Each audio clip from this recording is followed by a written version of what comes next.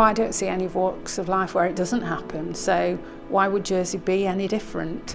And we know that it does exist because we've seen it in the past here.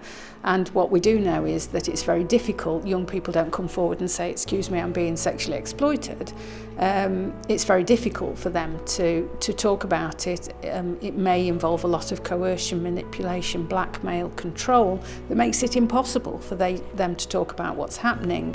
So the reality is that you have to be proactive in exploring and investigating what you see as signs and symptoms of child sexual exploitation and being professionally curious about how that manifests itself within your society.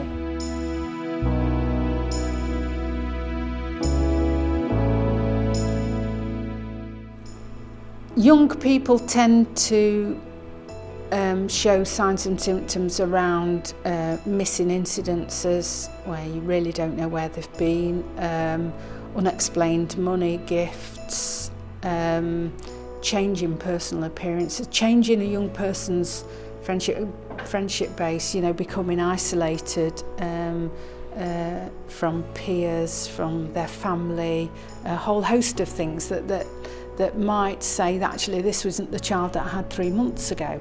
You might reflect and say that's just teenage experience, but actually we've a duty to make sure that that child is not being exploited because they can't come forward easily and tell you about it.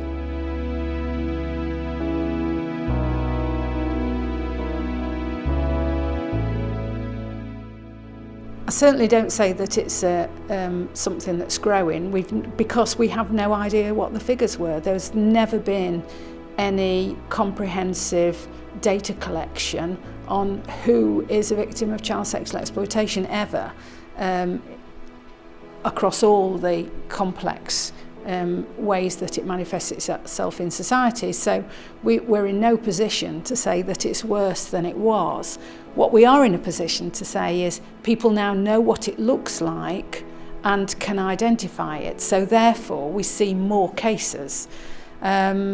And I think it's really, really important to start working with them and to create an environment where young people feel confident and come forward. The important thing is that young people have to be believed when they come forward, because in our experience, a lot of young people have come forward at various times, and because they are chaotic, as you are if you're exploited, your life is not your own and you're very controlled, so it's not easy to engage with these young people and get them to talk about what's happening, so therefore they're difficult to work with.